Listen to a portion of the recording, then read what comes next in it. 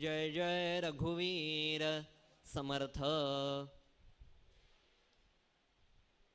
माझ्याबरोबर सगळ्यांनी 4-5 मिनिटं थोडंसं मंगलमूर्तींचं नामसंकीर्तन करायचं. माझ्या मागून मी एक एक ओळ सांगत जाईन, ती उद्धृत करायची आणि खणखणीत आवाजामध्ये खणखणीत टाळी देऊन म्हणायचं. ते त्याच्यापर्यंत निश्चित ऐकू जातं, ऐकू गेलं पाहिजे. मंगलमूर्ते विघ्नहरा दुरितनाशना कृपा करा म्हणा.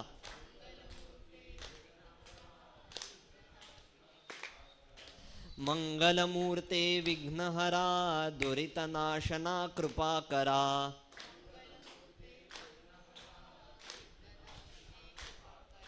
मंगलमूर्ते विघ्नहरा दुरितनाशना कृपा करा.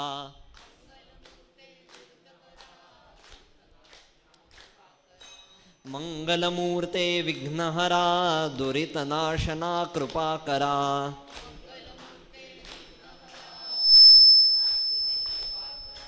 मंगलमूर्ते विघ्नहरा दुरितनाशना कृपा करा.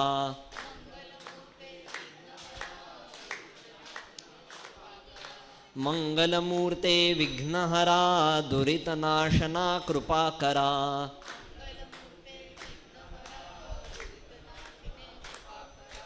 मंगलमूर्ते विघ्नहरा दुरितनाशना कृपा करा.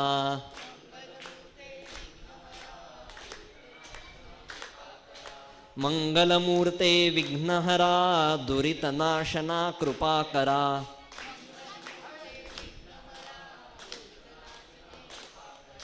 मंगलमूर्ते विघ्नहरा दुरितनाशना कृपा करा.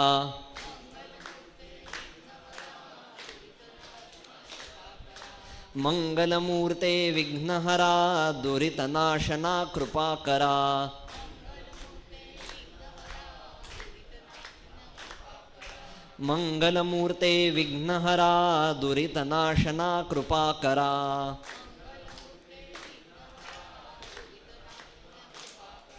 मंगलमूर्ते विघ्नहरा दुरितनाशना कृपा करा.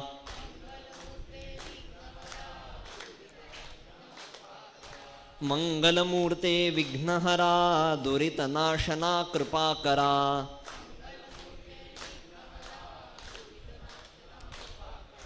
मंगलमूर्ते विघ्नहरा दुरितनाशना कृपा करा.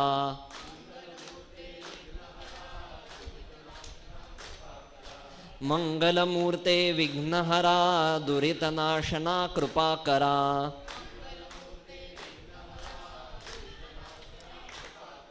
बोला गणपती बाप्पा. मंगलमूर्ती. गणपती बाप्पा मंगलमूर्ती.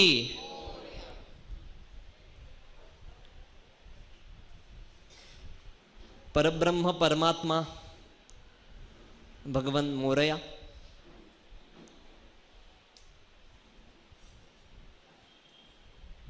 जिच्या कृपेने आम्ही कीर्तनकार प्रवचनकार बोलू शकतो, जिच्या कृपेने आमची वाचा मोरयासाठी अखंड समर्पित आहे, ती माँ सरस्वती, राष्ट्रगुरु समर्थ रामदास स्वामी महाराज, कैवल्य साम्राज्य चक्रवर्ती संत शिरोमणी माऊली ज्ञानेश्वर महाराज, जगद्गुरु तुकोबाराय, इथे उपस्थित सर्व द्रष्टे, कीर्तनकार, प्रवचनकार, याज्ञिक, गुरुजी, पंडित, वेदोक्त आचार्य, गुरुजी, पाली संस्थांचे सर्व विश्वस्त, सर्व अधिकारी, सर्वांच्या हृदयस्थ मोरयाला विनम्र भावे प्रणाम करतो. सर्वांना शिरसाष्टांग प्रणिपात करून मी माझ्या अल्पशा वाणीला सुरुवात करतो.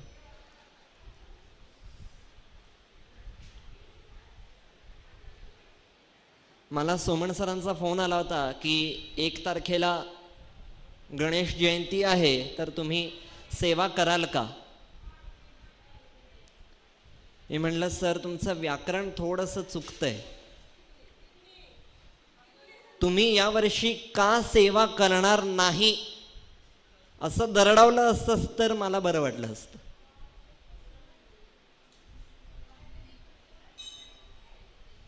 कारण भक्ताचं, मोरयाच्या नोकराचं एकमेव उद्दिष्ट असतं की शेवटच्या श्वासापर्यंत मोरयाच गायचा, त्याच्या पलीकडे काहीच गायचं नाही. आणि मी मागच्या वर्षीही इथे आलो होतो, ही सेवा करण्याची दुसरी वेळ आहे. मी मागच्या वर्षीही उद्धृत केलं होतं की आम्हाला भूक असते ती मोरयाच्या सेवेची, आणि ती सुद्धा जर अशा या स्वानंद धामामध्ये सेवा करायला मिळाली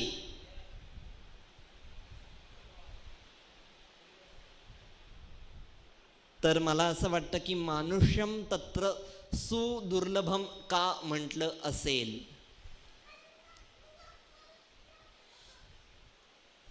याच्यापेक्षा परमभाग्य काहीही असू शकत नाही की या इतक्या सुंदर स्वानंद धामामध्ये,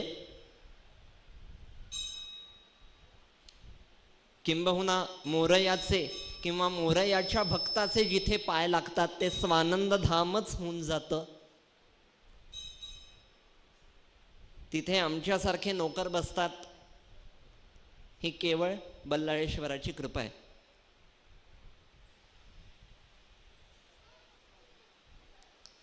श्री क्षेत्र बल्लाळेश्वर पाली देवस्थान हे एका महान भक्ताच्या उच्चतम असा भक्तीचा फलद्रूप आविष्कार आहे. परत एकदा सांगतो, महान भक्ताच्या उच्चतम भक्तीचा फलद्रूप असा तो आविष्कार आहे. आपण सामान्यतः मी भक्ती करतो असा शब्द आपण वापरतो की मी भक्ती करतो, परंतु भक्ती ही करण्याची गोष्ट नसते, कारण जिथे करणं येतं तिथे कर्मयोग येतो. जिथे करणं येतं तिथे कर्मयोग येतो, आणि भक्ती ही करण्याची गोष्ट नाही आहे, ती अनुभूतीची गोष्ट आहे, ती मानसिक पातळी आहे.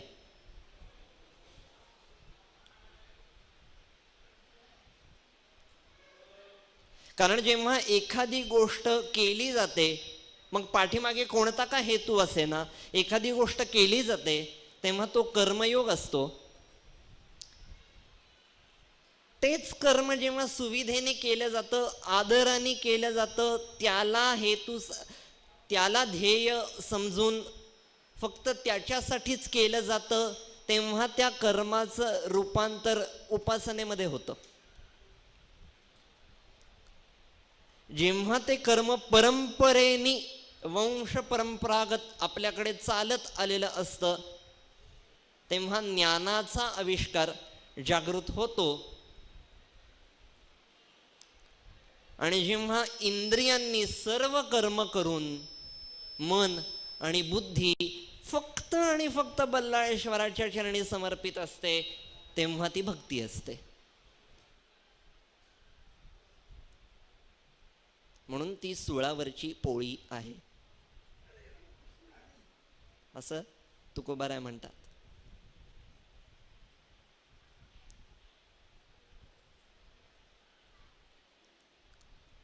पाय पाय आपल्याला सर्वांना पाय दिलेले आहेत, परंतु जेव्हा ते पाय गोव्याला फिरतात, जेव्हा ते पाय महाबळेश्वरला फिरतात, जेव्हा ते पाय मनालीला फिरतात, तेव्हा ते पाय असतात. जेव्हा ते पाय पंढरपूरला फिरतात तेव्हा ती भक्ती असते, आणि तेव्हा ती पावलं असतात.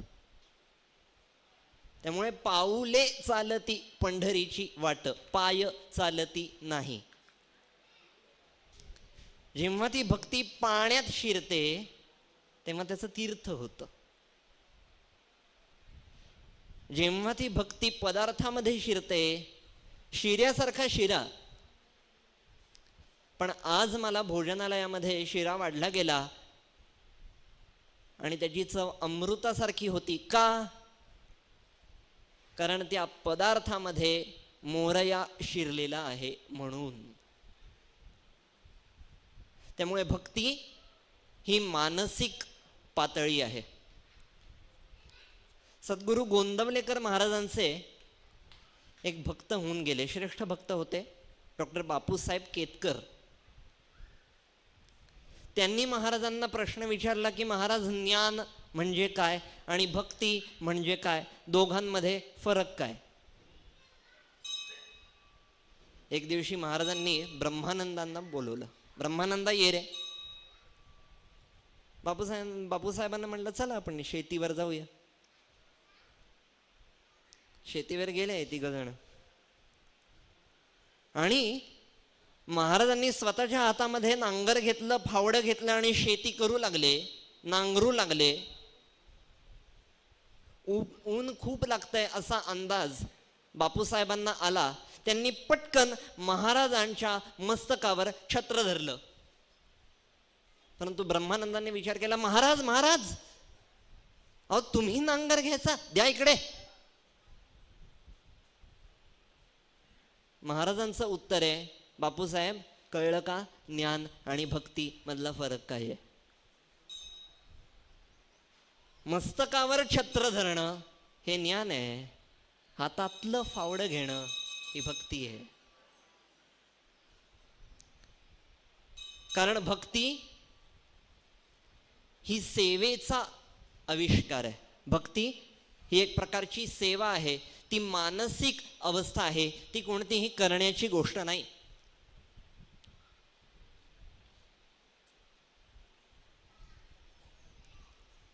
आपल्याला सर्वांना माहिती आहे बल्लाळ विनायकाची कथा.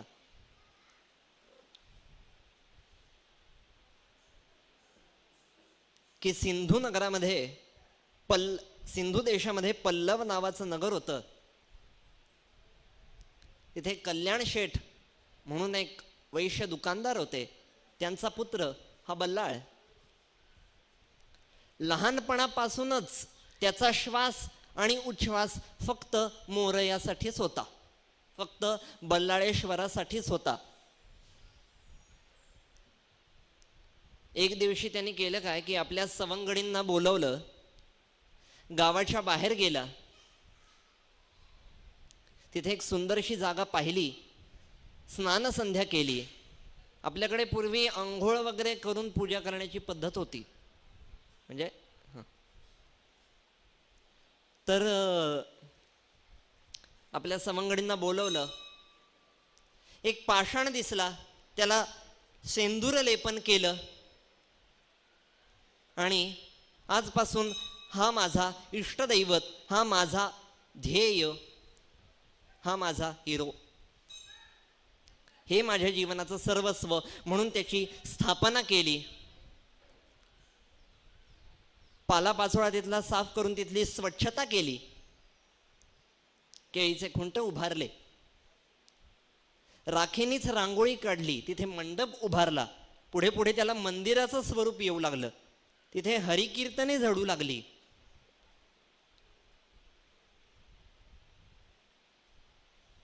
तिथे कीर्तन झडू लागली, तिथे प्रवचन झडू लागली, तिथे आरत्या होऊ लागले. बल्लाळाच्या मित्रांना सुद्धा आनंद वाटला की अरे मोरयाचं मंदिर माझ्या मित्रांनी बांधलं. सगळेजण धमाल करू लागले. दरवर्षीप्रमाणे गणेश जयंतीचा उत्सव रंगू लागला, भाद्रपदाचा उत्सव रंगू लागला. छान आनंदी आनंद सगळीकडे. लोकांना यथाशक्ती यथामती तो बल्लाळ लहान होता. आम्हाला लोक विचारतात ना, या वयात काय परमार्थ करायचा, या वयात. मी त्यांना म्हटलं या वयात त्यामुळे तो या वयात आला होता. हळूहळू उत्सव झडू लागले, हळूहळू मोरयाचंच गुणगान होऊ लागलं. गावामध्ये चर्चा झाली, सगळे लोक दर्शनासाठी आतुर झाले. आणि आपल्याच समाजामध्ये काही असे कावळे असतात की ज्यांना चांगलं पाहवत नाही. एक दिवशी त्या मित्रांचे आई वडील या कल्याण शेठकडे आले. ओ, तुमच्या मुलाला आवरा, वेळीच आवरा. आत्ताच सांगतोय, आत्ताच संधी देतोय, तुमच्या मुलाला पात्रतेत राहायला सांगा, नाहीतर आम्ही त्याला झाडाला बांधून तिथेच ठार मारू. हा आमच्या मुलांना घेऊन जातो आणि भक्ती मार्गाला लावतो. सगळ्या घरात हाच विषय असतो. हा आमच्या मुलाला घेऊन जातो, भक्ती मार्गाला लावतो, पूजापाठ करायला लावतो, आरत्या म्हणायला लावतो, मोरया मोरया करायला लावतो, याला वेळीच आवरा.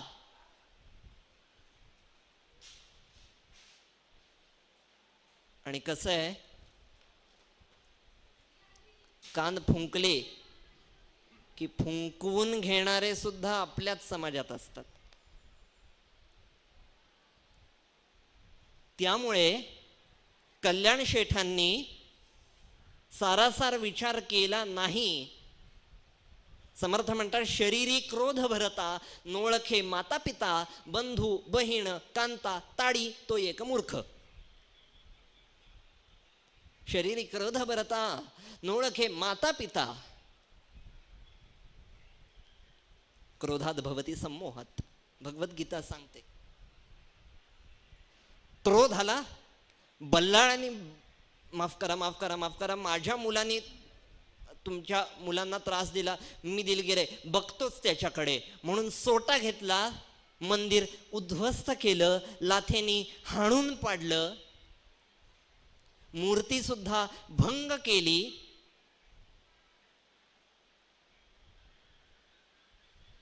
सोटा बल्लाळाच्या डोक्यात मारला, बल्लाळाच्या डोक्यातून रक्तस्त्राव होईपर्यंत मारलं. एवढंच नाही, बल्लाळाला कर्कचून बांधून ठेवलं झाडाला. गोष्ट फार मोठी आहे, मला ती सांगायची नाही आहे, परंतु मी तुमचं लक्ष वेधतोय ते झाडाला बांधून ठेवणं हा माझा मुद्दा आहे.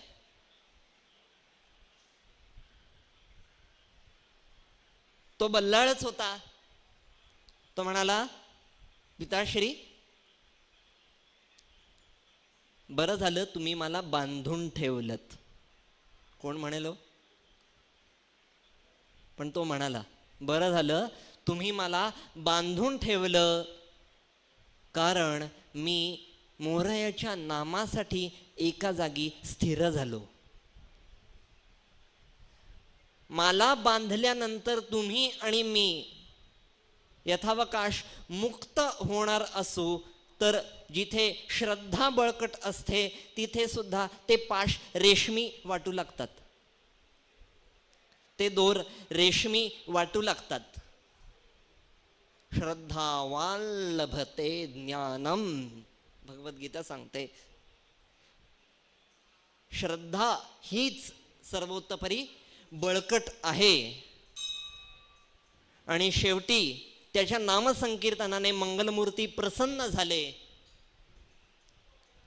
आणि शेवटी मंगलमूर्तींनी सांगितलं की तुझी तपश्चर्या पाहून मी अतीव प्रसन्न झालेलो आहे, बोल तुला काय हवंय. आणि मंगलमूर्तींनी वर दिला की माझ्या आधी लोक तुझं दर्शन घेतील, किंबहुना तुझं दर्शन घेतल्याशिवाय मी दर्शन देणारच नाही.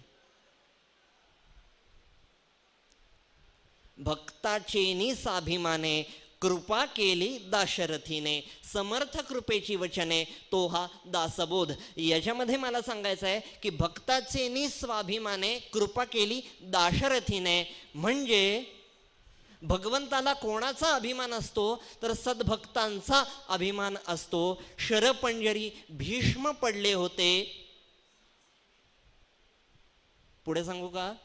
अंगात काटे घुसलेले असल्यानंतर सुद्धा कृष्णाला ज्यांना पायापाशी उभं करता येतं आणि ते सुद्धा अखंड उभं करता येतं त्यांना पितामह म्हणतात. ही भीष्मांची लेव्हल आहे, ही भक्तीची लेव्हल आहे. म्हणजे लेव्हल म्हणल्यानंतर कळतं, पातळी म्हणल्यानंतर कदाचित कळणार नाही, लेव्हल आहे. त्यामुळे अशा या भक्ताच्या मांदियाळीमध्ये हा अभक्त दुसऱ्यांदा आला. याचं कारण मीमांसा शोधायची झाल्यामध्ये तर मला निळोबारायांचे शब्द आठवतात.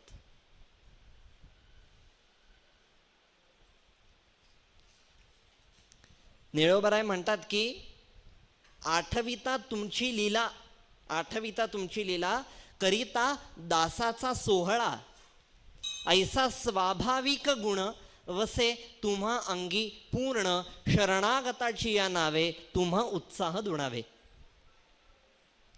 की म्हणजे भगवंताला सुद्धा उत्साह वाटला पाहिजे की अरे प्रद्युम्न आला, हे आलं बाबा, हे असं नाही. त्याला सुद्धा आनंद वाटला पाहिजे माझ्याकडे पाहून. शरणागताची या नावे, कधी उत्साह जाणवेल शरणागताची या नावे. अट लक्षात ठेवायची, जेव्हा मी शरण आहे, मेरा तो गिरधर गोपाल और दुसरा न कोई, आपले भरपूर असतात. पुण्यामध्ये या फिरायला, और दुसरा न कोई, तिथे भक्ती सुरू होते. मला ते सांगायचंय की आठविता तुमची लीला करिता दासाचा सोहळा. की तुमच्या लीलेचं मी काय वर्णन करू. तुमची लीला इतकी अपरंपार आहे, इतकी आघाद आहे की तुम्ही नोकराचा सुद्धा सोहळा करता. नोकराला सुद्धा परमपदी बैसवता. माझा भक्त देखून या, यमदूत जाती सांडून या, त्यासी मी विमानी बैसून या, आपण पे नेतसे. माऊली ज्ञानेश्वरी. म्हणूनही आम्ही कृपावंत. तुकोबार आहे. अजून काय.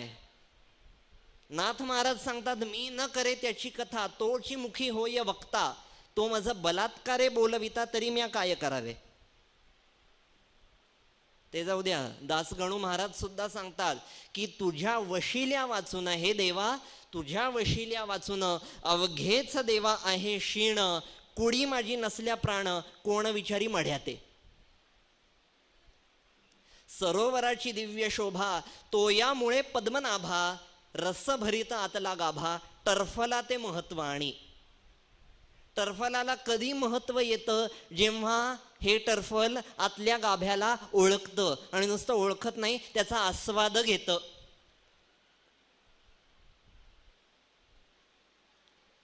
मागच्या वर्षी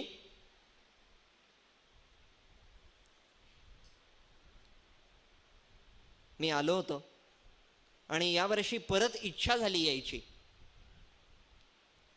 मला वाटलं की अरे बल्लाळेश्वराची परत सेवा करावी, आणि त्यांनी बोलवून घेतलं. मनी इच्छिले मोरया देत आहे. परंतु याच्यामध्ये एक कोटी आहे. त्या इच्छिलेच्या मागे एक शब्द लपून बसलाय. कोणता सांगू. इष्ट. मनी इच्छिले ते नाही, मनी इष्ट ते मोरया देत आहे. मी उद्या मागितलं मला 3 BHK फ्लॅट हवा, तो कदाचित देईल, कदाचित देणार पण नाही. पण मी मागितलं मला कीर्तन सेवा दे, निश्चित देणार. मनी इच्छिले ते नाही, मनी इच्छिलेच्या मागे इष्टते हा शब्द आहे, आणि तो सायलेंट आहे.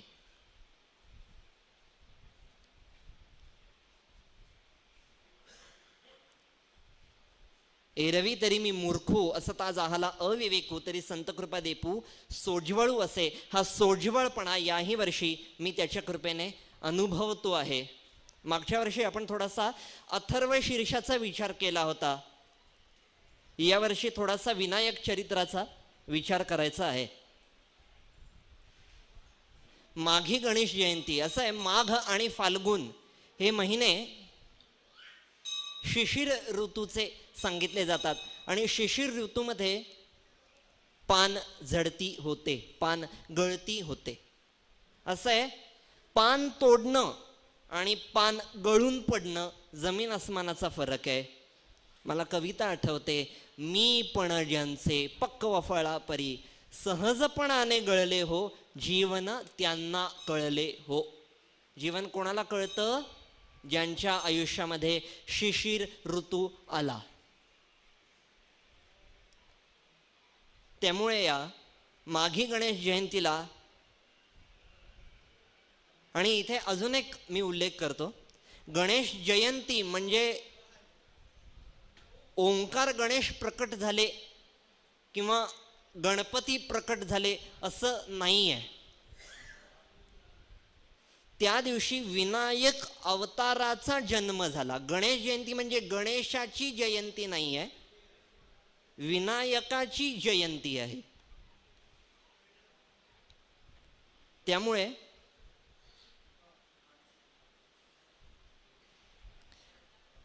गणेश तत्व जेव्हा पृथ्वीवर पहिल्यांदा अवतरित झालं तेव्हा माघ शुक्ल चतुर्थीचा दिवस होता. त्यामुळे त्याला गणेश जयंती असं म्हटलं गेलं. मुळात अथर्व शीर्षकार आपल्या समोर शब्द ठेवतात, हरिओम नमस्ते गणपतये. गणपतीला नमस्कार असो म्हणजे नेमका कोणाला नमस्कार असो? सोपं आहे की.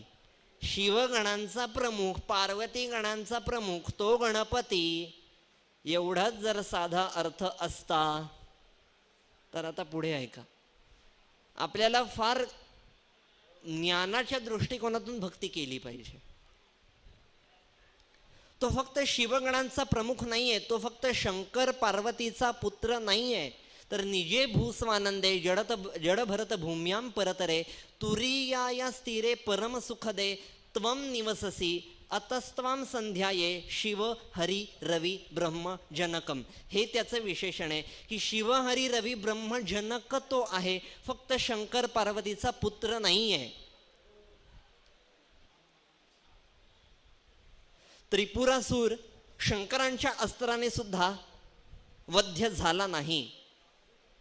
सर्वांना प्रश्न पडला, अरे शंकराच्या अस्त्राने सुद्धा त्रिपुरासूर गेला नाही गेला, कारण प्रारंभी गणपतीचं पूजन केलेलं नव्हतं. महाकाली आणि महाकाल यांनी जी उपासना केली ती रांजणगाव क्षेत्रीय आहे. आता ती परिस्थिती इतकी वाईट नव्हती की बापाने पोराचे पाय धरावेत. परंतु जेव्हा शंकर भगवंताला शरण जातात, आणि हा उल्लेख फक्त मुद्गल पुराणात नाही आहे, फक्त गणेश पुराणात नाही आहे, हा उल्लेख लिंग पुराणात सुद्धा आहे, शिवपुराणामध्ये सुद्धा आहे.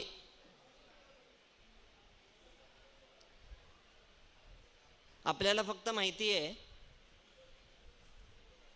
की पार्वतीने मळ काढला आणि गणेश तत्व प्रकट झालं. ज्या दिवशी गणपती बसतो भाद्रपद शुद्ध चतुर्थी, त्या दिवशी आपण हीच कथा ऐकतो. कार्तिक शुद्ध चतुर्थी हीच कथा ऐकतो. आता एकच गणेश दोन दोनदा का जन्माला येतील? बरं आले, दोघांच्याही कथा सारख्या कशा असतील? थोडासा धक्का देतो. गाणपत्य संप्रदायामध्ये गणेशाचे एक नाही 5 जन्म आहेत. ही जी कथा आहे ना, पार्वतीने मळ काढला, ती ना भाद्रपदाची आहे ना माघी गणेश जयंतीची आहे. ती आहे कार्तिक शुद्ध चतुर्थी उमांग मलज जन्मोत्सव. तो शंकरांच्या घरी झालाय म्हणून त्याला कैलास चतुर्थी असं म्हणतात.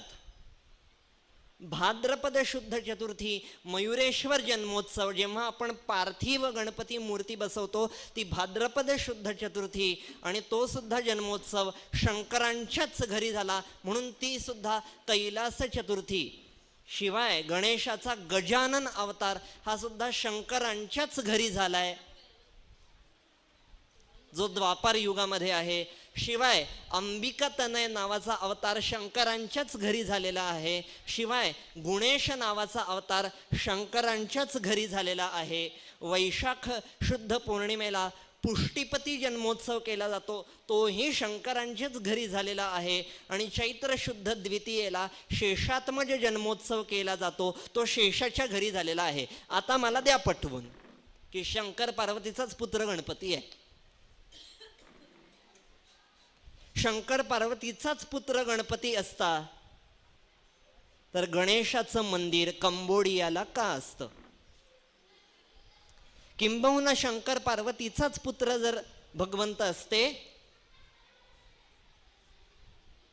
तर धक्का देतो अजून एक, दत्त महाराज, राम आणि कृष्ण ह्यांना सुद्धा संकट आली तेव्हा ते गणेशांना शरण गेले. पण गणेशांवर कोणतीच संकट येत नसतात, कारण तो विनायक आहे, ज्याच्यापासून सर्वांचं नायकत्वच निघून जातं, ज्याच्यावरती कोणीच नाही आहे, ज्याच्या खाली सगळे आहेत परंतु ज्याच्यावरती कोणी नाही आहे, तो विनायक आहे. आणि त्या विनायक अवताराचा जन्मोत्सव 1 तारखेला आहे. असं आहे, प्रत्येक अवताराचं प्रयोजन असतं. अवतार कशासाठी होतो? परित्राणाय साधूनां विनाशाय च दुष्कृतां धर्म संस्थापनार्थाय संभवामी युगे युगे. परंतु आधी दुष्ट जन्माला सुद्धा यावा लागतो. ही कथा आहे, कृतयुगातली कथा आहे. कुठे आलेली आहे, याचं लोकेशन काय आहे? गणेश पुराण. गणेशाच्या सगुण साकार आणि निर्गुण निराकार स्वरूपाचं एकाच वेळेला अद्वितीय वर्णन करणारी 2 पुराणं म्हणजे गणेश पुराण आणि मुद्गल पुराण. त्याच्यामधल्या क्रीडाखंडामध्ये विनायक अवताराची कथा येते. ती थोडीशी ऐका, नीट ऐका तर समजेल. अंग नावाचा प्रदेश होता. रुद्रकेतू नावाचा राजा होता आणि त्याची शारदा नावाची पत्नी होती. असं आहे. गणेश पुराणाने त्या राजाचा उल्लेख हा ब्राह्मण म्हणून हा राक्षस म्हणून केलेला आहे आणि मुद्गल पुराणाने त्याचा उल्लेख हा ब्राह्मण म्हणून केलेला आहे. आता आपल्याला प्रश्न पडू शकतो की एक पुराण सांगताय ब्राह्मण आहे, एक पुराण सांगताय राक्षस आहे, कसं काय शक्य आहे? शक्य आहे कारण ज्ञानाने उन्मत्त झाल्यानंतर मीच ब्रह्म जाणलंय याला राक्षसीच प्रवृत्ती म्हणतात. आणि त्याची पत्नी, तिचं नाव आहे शारदा. जोपर्यंत ब्राह्मण आहे, जोपर्यंत ब्राह्मण्यत्व आहे तोपर्यंतच शारदा जवळ असते. राक्षस आला शरीरामध्ये की ती निघून जाते. हा भाव आपल्याला पुराणकार सांगतात. त्यांनी तपश्चर्या केली. लक्षात घ्या, तपश्चर्या प्रत्येक वेळेला चांगलीच असते असं गृहीत धरू नका. तप एखाद वेळेला पत सुद्धा होऊ शकतं.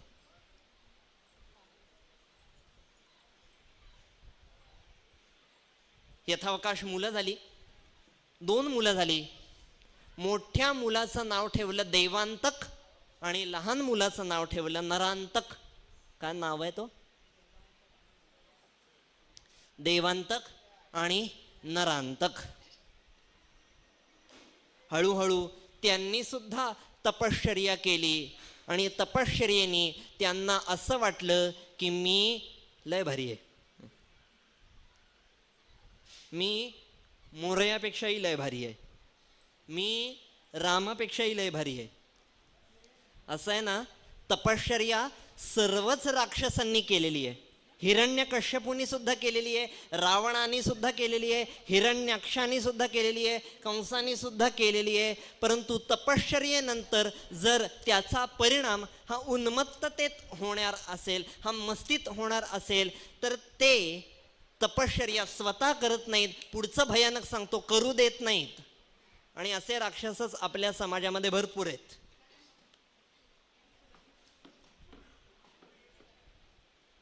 ही नावं नाही आहेत, ही प्रवृत्ती आहे. आपल्याला त्या प्रवृत्तीकडे लक्ष द्यायचं आहे. देवांतक म्हणजे काय? देवांतक याचा सरळ साधा अर्थ, जो दिव्यत्वाला मानत नाही, किंबहुना जो मनुष्य देहाचाच भरवसा, सांडुनिया जगदीशा. समर्थ सांगतात, सांडुनिया जगदीशा मनुष्याचा मानी भरवसा, सार्थके विण वेची वयसा. तो एक मूर्ख, त्याला देवांतक म्हणतात, की जो दिव्यत्वाला मानत नाही. शृंगारिकते आवडे, भक्ती वैराग्य नावडे, कडा लाघवी पवाडे, तो रजोगुण. ह्याला देवांतक प्रवृत्ती म्हणतात, समर्थ सांगतात. कैचा धर्म कैचा धर्म कैचा दान, कैचे जप कैचे ध्यान, विचारिना पाप पुण्य. तो रजोगुण. आणि ह्याला देवांतक प्रवृत्ती म्हणतात. कोण आहे देवांतक? आपल्यामध्येच देवांतक आहे, आपल्यामध्येच नरांतक आहे. देवांतक म्हणजे काय? जो दिव्यत्वाला मानत नाही, हे सगळं माझ्यासाठी नाही असं म्हणतो. जो देवाला मानत नाही, जो सद्गुरूंना मानत नाही, जो चांगल्या गोष्टींना मानत नाही, तो देवांतक प्रवृत्तीचा आहे. आणि नरांतक प्रवृत्तीचा कोण आहे? नरांतक प्रवृत्तीचा कोण आहे? असं आहे, माझा जन्म कशासाठी झालाय? माझ्यामध्ये आणि प्राण्यांमध्ये एक गोष्ट सेम आहे बघा. आहार, निद्रा, भय आणि मैथून. पण याच्या पलीकडे मी जर गेलोच नाही, मी जर भक्ती केलीच नाही, तर मी नर, नराच्या विपरीत नर, किंवा नर का वानर अशी शंका यावी, त्याला वानर प्रवृत्ती म्हणतात. नरांतक म्हणजे जो मनुष्य देहाचं सार्थक करतच नाही, तो नरांतक प्रवृत्तीचा आहे. माझे घर माझा संसार देव कैसा आणिला थोर, ऐसा करी जो निर्धार, तो रजो गुण. अशा प्रवृत्तीचा आहे, तो नरांतक आहे. सांग नरदेही आले, समर्थ सांगतात सारंग सांग नरदेही आले, आणि परमार्थ बुद्धी विसरले, ते मूर्ख कैसे भ्रमले माया झाली. काय समर्थांचे शब्द आहेत. शृंगारिकते आवडे, भक्ती वैराग्य नावडे, कडा कळा लाघवी पवाडे, तो रजोगुण. जन्माला जयाचे उदरी, तयासी जो विरोध करी. ज्या आईने आपल्याला 9 महिने 9 दिवस वाढवलं, त्या आईचाही भरवसा धरत नाही, आणि कोणीतरी जवळ करतो. कोणीतरी म्हणजे कळलं.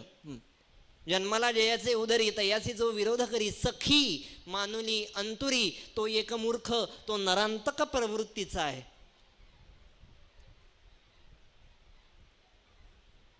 समर्थ पुढे सांगतात, हा देह कसा आहे लक्षात घ्या.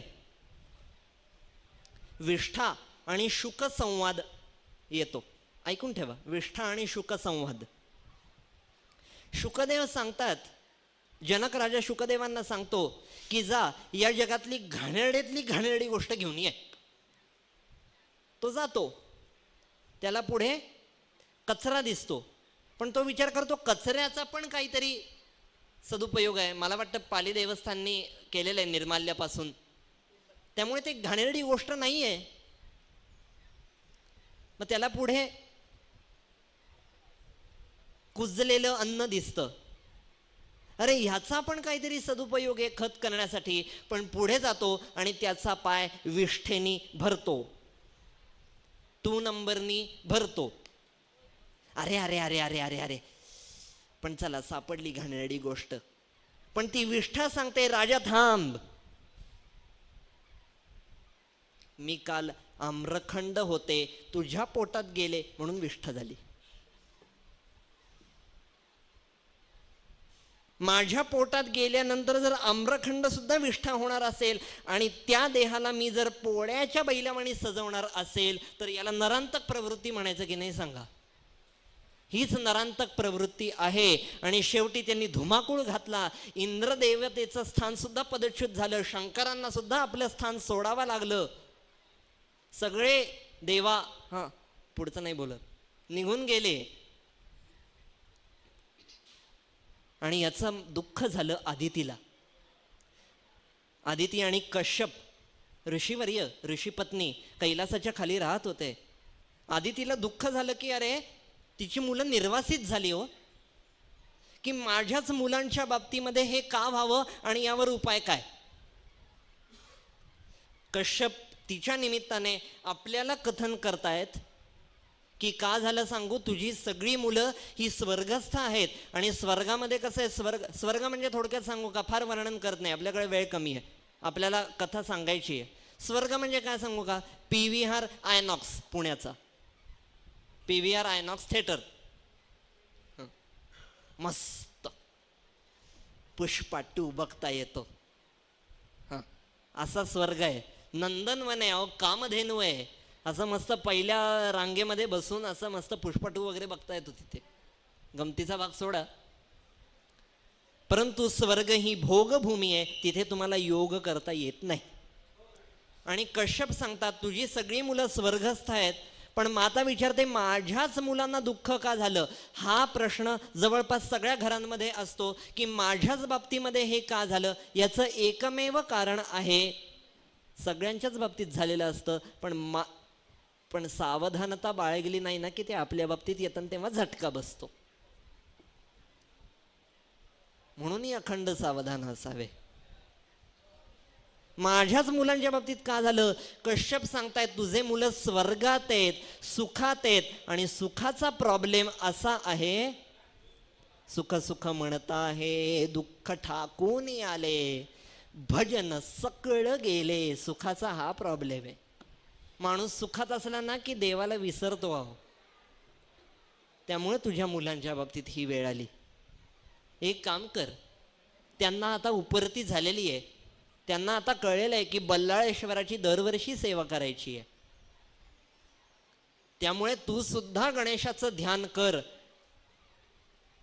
आणि माघ शुद्ध चतुर्थीला विनायक अवतार जन्माला आला. आणि विनायक अवतार हा मानव रूपातला गणेश आहे. नीट ऐकून ठेवा, मानव रूपातला. त्याला सोंड नाही आहे, तो भालचंद्र नाही आहे, तो लंबोदर नाही आहे, तो मानव रूपात आलेला आहे. कारण का, ऋषींना झालेला आहे म्हणून मानव आहे. आणि मानवात सुद्धा भगवंत असतो हे आपल्याला कळावं म्हणून मानव आहे. त्यामुळे हा अवतार आहे तो मानव रूपातला अवतार आहे. कारण हा पृथ्वीवरील अवतार आहे, हा भूतलावरचा अवतार आहे. पुढे होतं असं की विनायक लहानाचा मोठा होतोय. नीट कथा आहे का, ही कथा आपल्यासाठी आहे. विनायक लहानाचा मोठा होतोय आणि एक दिवशी दोन गंधर्व, एकाचं नाव हा हा आणि एकाचं नाव हुहू, असं आहे. मी एका ठिकाणी हे सांगितलं, दोन गंधर्व होते, हा हा आणि हुहू. ते म्हणाले आम्ही घरी हेच करत असतो, मग त्याच्यात विशेष काय. ते तसं नसतं, ती नावं आहेत. हॅ हॅ हो नाही येते. हा हा आणि हुहू असे दोन गंधर्व आहेत. आणि आपल्याकडे 33 कोटी देव सांगितले. 33 कोटी देव म्हणजे 33 कोटी असतात का, नाही. अध्यात्म विज्ञानाच्या पातळीवर तपासून घ्यायचं असतं नेहमी, तर समजतं. ह्याचं गाणं, प्रद्युम्नचं गाणं आज उच्च कोटीचं झालं. म्हणजे काय, उच्च स्तराचं झालं. तसं ते स्तर आहेत. कोटी म्हणजे शून्य द्यायचे नाहीयेत, हा गैरसमज दूर करा. गंधर्व आले आणि त्यांनी पंचायतन पूजा मांडली. पंचायतन पूजा म्हणजे मध्यभागी गणेश, इकडे विष्णू, इकडे ब्रह्मा, इकडे शंकर, इकडे सूर्य आणि इकडे शक्ती. पंचायतन पूजा हे भारतीय संस्कृतीचं अद्वितीय वैशिष्ट्य आहे. तुम्ही कधी मोरगावला गेला तर तिथे पंचायतन स्वरूप दिसतं. मध्यभागी मोरया आहे, पूर्वेला तोंड केलं. लक्षात घ्या, पूर्वद्वाराला विष्णू ठेवलेला आहे.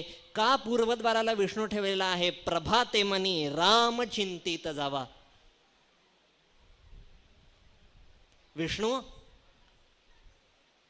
विष्णूचेच अवतार रामचंद्र आहेत. उगवत्या माझ्या आयुष्याची सकाळ जर रामनामाने होत असेल तर दुपार रामनामानेच होईल, शेवट रामनामानेच होईल. पूर्वद्वाराला विष्णू ठेवलेले आहेत, पश्चिमद्वाराला देवी शक्ती ठेवलेली आहे. का ठेवलेली आहे, कारण पश्चिम ही सर्जनशीलतेचं दिशा प्रतीक आहे. त्यामुळे सरस्वतीच्याच कृपेने माझ्या वाणीमध्ये सर्जनशीलता येणार आहे. त्याच्यानंतर उत्तरेला कोण ठेवलेलं आहे, उत्तरेला ठेवलेला आहे सूर्य. कारण रात्री ध्रुवतारा, असं म्हणलं जातं की सूर्य हा रात्रीच्या वेळी ध्रुवतारा उत्तर दिशेला असतो. आणि सूर्य म्हणजे ज्ञान, सूर्य म्हणजे विवेक. एकदा ते असलं ना की आपलं स्थान ध्रुव ताऱ्यासारखंच, लक्षातच ठेवायचं. त्यामुळे उत्तरेला सूर्य ठेवलेला आहे मोरगावला, दक्षिणेला महेश ठेवलेला आहे. सांगायचं आहे अरे सगळं जाणार आहे, माझ्याकडेच यायचं आहे. प्रत्येक हा श्वास माझा नित्य त्याचे गीत व्हावे, शेवटी या तनूची राख नोहे भस्म व्हावे. आणि ते भस्म कपाळी लावून जे शांत असतात त्यांना शंकर म्हणतात. जगताला अमृत देऊन जे कंठामध्ये विष सहन करतात त्यांना शंकर म्हणतात. आणि मध्यभागी मोरया. नंतर ही पंचायतन पूजा आद्य शंकराचार्यांनी प्रचलित केली. मग पुढे झालं काय, कथा अशी आहे की विनायकाने, बालविनायकाने खेळता खेळता त्या मूर्ती गिळून टाकल्या. आधी ती म्हणाली अरे काय केलंस, तोंड उघड, तोंड उघड, मूर्ती गिळल्या तू. आई नाही, मी नाही गिळल्या.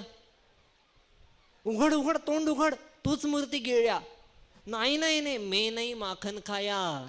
कृष्ण चरित्र आणि गणपती चरित्र सिमिंतर जातं. मे नाही माखन, मी नाही मूर्ती गिळल्या. अरे तोंड उघड तर, मला भीती वाटतेय, तू तोंड उघड पहिलं. तोंड उघडल्यानंतर अनंत रूपम जठरम हि यस्य लंबोदरम तम प्रणतोस्मी नित्यम. सहस्त्र शीर्षा पुरुषा, सहस्त्राक्षस, सहस्त्रपाद एकाच मुखात दिसतात. त्याला बल्लाळेश्वर म्हणतात, त्याला विनायक म्हणतात, की जिथून नायकत्वच निघून जातं. पुढे गंधर्व सुद्धा मारण्यासाठी, कारण ते राक्षसच होते हो, हा हा आणि हु हु, गंधर्वहून आले होते. ते मारायला उद्युक्त झाले. मोरया पुढे पळतोय, हे मागे पळतायत. हळूहळू मोरया त्यांना शंकर रूपामध्ये दिसायला लागला. हळूहळू मोरया त्यांना ब्रह्मदेव रूपामध्ये दिसायला लागला. का सांगायचंय, भगवद्गीता सुद्धा सांगते, पश्यमे पार्थ रूपाणी शतोशत सहस्त्रशः, की ही सगळी माझीच रूप आहेत, तू बघून घे. त्यामुळे माऊली तिथे शब्द करते, ऐसा धसाळ नाही पाहिला. कारण तो वेडा झाला होय हे रूप पाहून, त्याला पाहवलंच नाही हो, अर्जुनाला पाहवलं नाही. म्हणून ददा मी ते दिव्य चक्षु. कोणाचे चक्षु? हे असे डोळे देता येतात का मोतीबिंदू झाल्यासारखे? नाही. दिव्य चक्षु देणं म्हणजे काय, मला ज्ञानाची दृष्टी, दृष्टीचा डोळा असला पाहिजे, हे या कथेतून सांगायचं आहे. पुढे विनायक मोठे झाले. पुढे ठरवलं की उपनयन करायचं. असं आहे, उपनयन म्हणजे गुरूंच्या जवळ जाऊन बसणे. गुरु करा, लक्षात घ्या. तुम्ही प्रश्न विचाराल की साक्षात ओंकाराला सुद्धा गुरु करावे लागतात. दत्त महाराजांनी केले, ओंकाराचं काय घेऊन बसलात? दत्त महाराजांनी केले जे स्वतः अवधूत चिंतन आहेत. अवधूताचं चिंतन करणाऱ्याला सुद्धा गुरु करावे लागतात. हीच भारतीय संस्कृती आहे. असं आहे, उपनयन करायचं ठरलं. समर्थ सुद्धा सांगतात नाही का, गुरु विरहित असू नये, नीच यातीचा गुरु करू नये, जिणे शाश्वत मानू नये वैभवेसी. नीच यातीचा गुरु करू नये. आणि तसे मिळाले तर अडक्याचे 3 सुद्धा त्याजावेत, असं सुद्धा समर्थ माऊली सांगतात. जे चमत्कार दाखविती तेही गुरु म्हणी जेती, परी सद्गुरु नव्हे ती मोक्षदाते. हे भान देतात की सद्गुरु हा वेगळा असतो. मोरया सद्गुरूंपाशी गेला, त्याची मुंज झाली आणि मोरयाच्या मुंजीला सर्व देव प्रकटले. आणि देवांनी गिफ्ट म्हणून काय दिलं, काहीतरी द्यावं लागतं आपल्याकडे, गिफ्टची परंपरा आहे. गिफ्ट काय दिलं? गिफ्ट शस्त्र दिलं. आता तुम्ही मला सांगा, शिकायला जाताना शस्त्र कशाला? दंड दिला, दंड कशाला? शिकायला जाताना शस्त्र कशाला पाहिजे? प्रजाहित दक्षे उद्यत दंड स्यात् इति कौटिल्य. कौटिल्य अर्थशास्त्र सांगतं, प्रजा जर सुरळीत ठेवायची असेल, ताब्यात ठेवायची असेल तर उद्यत दंड पाहिजे. बसलेला दंड नाही, उद्यत दंड पाहिजे. म्लेंछ दुर्जन उदंड बहुता दिसांचे माजले बंड, या कारणे अखंड सावधान असावे. शस्त्र पाहिजेच पाहिजे आणि शस्त्रांनी शास्त्र लढवायचंय. माझी लेखणी हे माझं शस्त्र असलं पाहिजे आणि त्यांनी मोरयाचं शास्त्र मला मांडता आलं पाहिजे.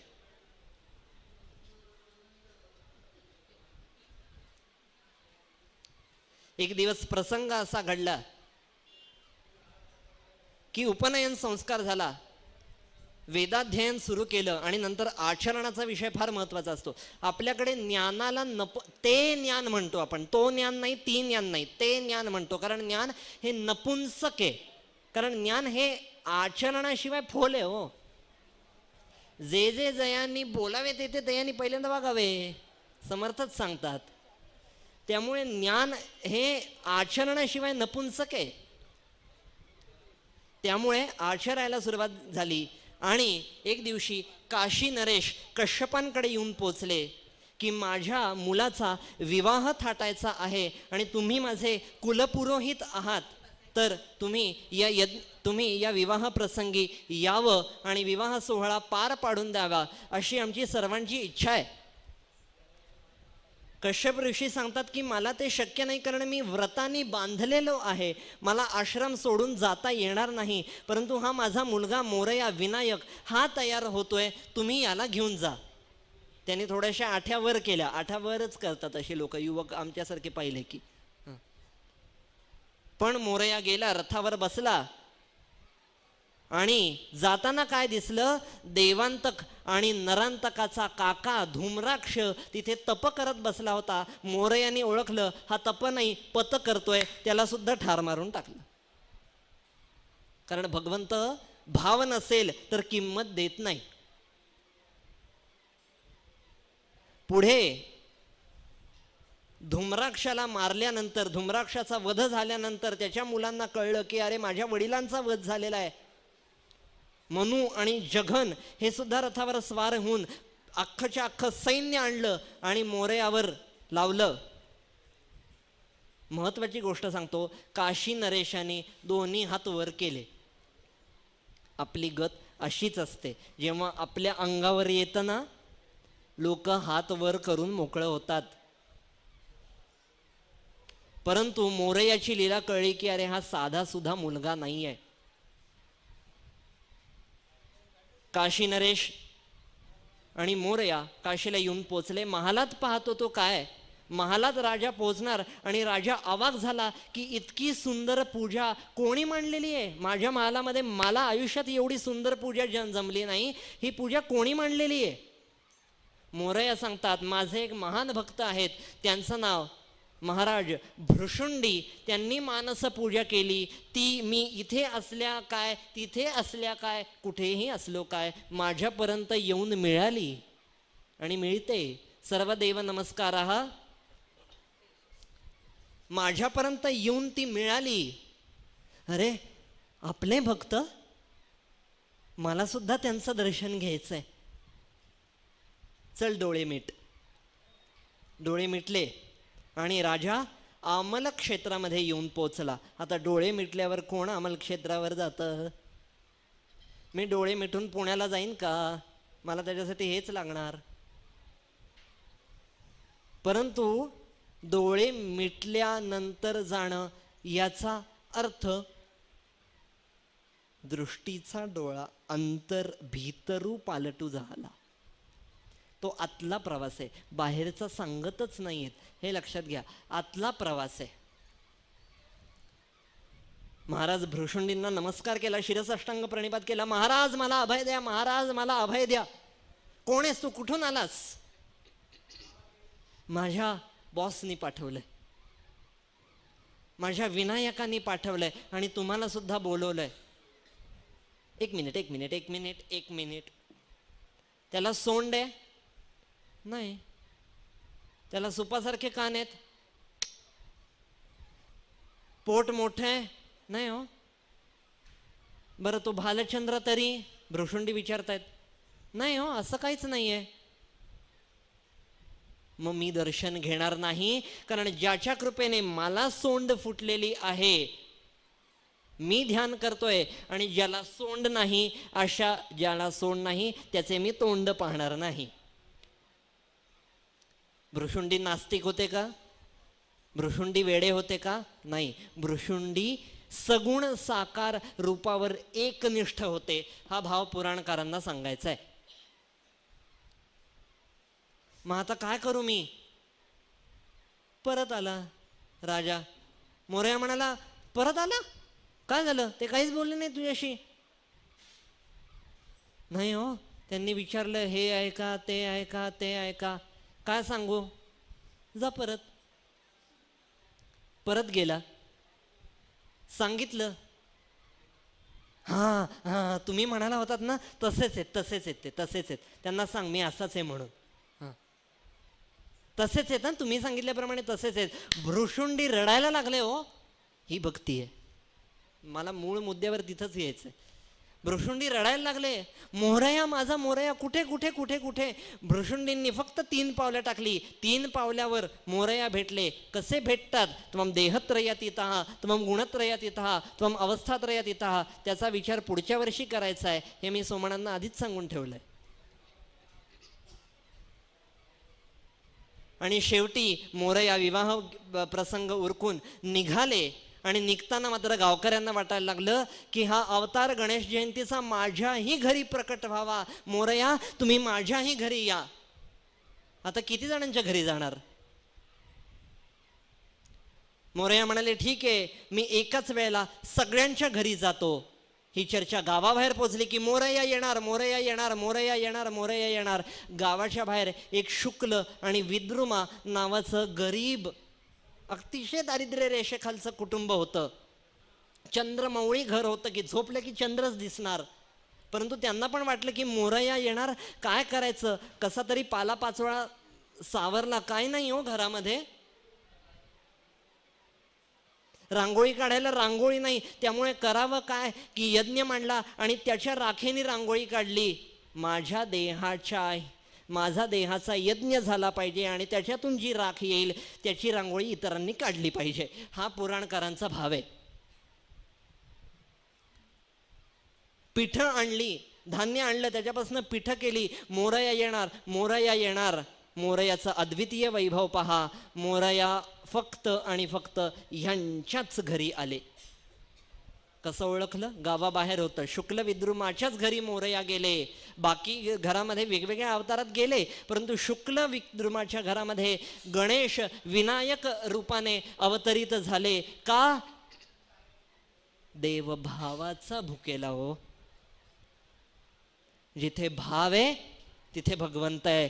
आणि असाच भाव माझा राहावा. आयुष्य हेची रत्नपेटी, माझी भजनरत्ने गोमटी. ईश्वरी अर्पुनिया लुटी, आनंदाची करावी. एवढं समर्थांचंच मागणं समर्थ रूपात असलेल्या बल्लाळेश्वराला मागतो. थांबतो. जय जय रघुवीर समर्थ.